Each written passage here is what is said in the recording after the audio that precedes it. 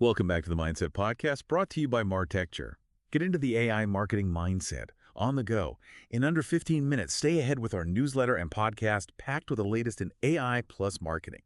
Real research, real case studies, real insights. Real stuff. Exactly, real stuff. Okay, let's just dive right in.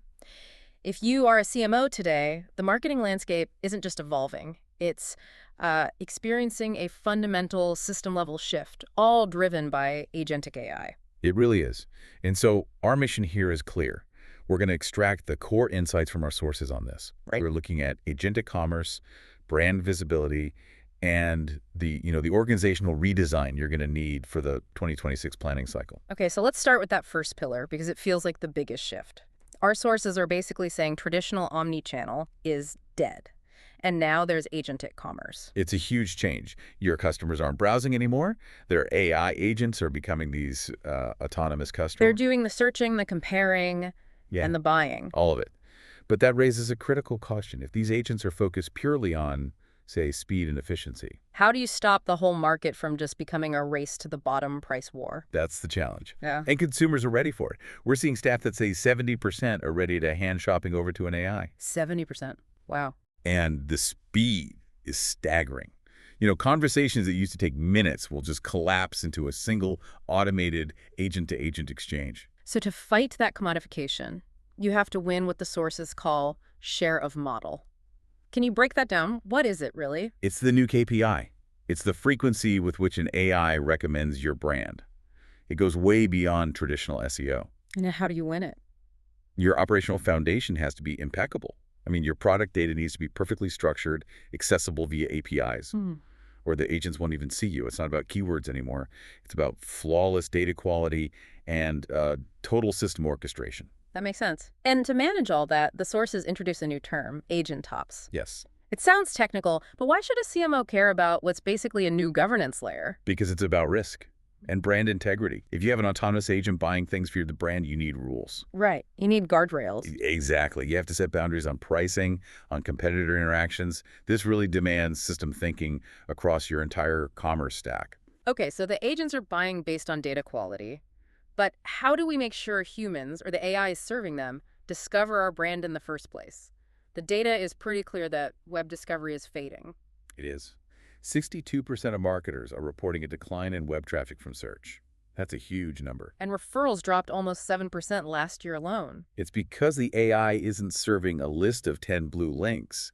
It's providing the answer, one definitive answer. And in that context, domain names are suddenly strategic. They're critical assets.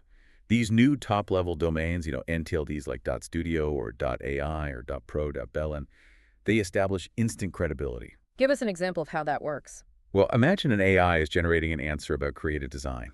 If it cites a source called flourish.studio, that .studio part instantly signals what it is. It signals category and purpose right there in the answer. So clarity becomes the advantage. You're using the domain as foundational branding, not an afterthought. Precisely. It cuts through the noise and reinforces trust. Okay, so let's tie this all back to the organization itself. If commerce is changing and discovery is changing, the org chart has to follow. It has to. CMOs now need to think about agent count right alongside headcount. And employees already see this coming. They expect Gen AI to change 30% or more of their work in the next 2 years. So we have to re-engineer for performance. We do. And there's a good 3-part framework for this. You need to identify workflows that are human-owned, like brand voice. Things that need that human touch. Right. Then what's AI-enriched, like campaign planning. And finally, what's fully AI-driven, like, say, analytics and segmentation. And the ROI here doesn't come from just buying the tech. No, it comes from upskilling your talent to partner with the AI. In 2025, less than half of workers felt they had time for creative work. AI can free up that capacity. But only if the teams are actually trained to use it strategically. Which brings us to the final piece, engineered performance. This means dedicated investment in AI enablement. You're cultivating new roles, AI architecture, governance, and structuring the org to maximize these new workflows for measurable growth. Okay, so let's recap. We've got strategic data exposure for agentic commerce. Foundational brand clarity through things like new domains. And the essential organizational redesign to unlock efficiency and talent. That's the map.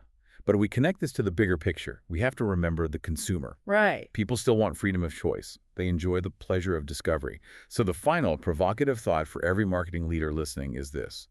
How do you ensure your highly efficient autonomous agent systems enhance that essential human agency rather than accidentally erasing it? That's all the time we have for this deep dive. This episode of the Mindset Podcast was brought to you by Martechture. Get into the AI marketing mindset. On the go. In under 15 minutes, stay ahead with our newsletter and podcast packed with the latest in AI plus marketing. Real research, real case studies, real insights. Real stuff. Real stuff. See you next time.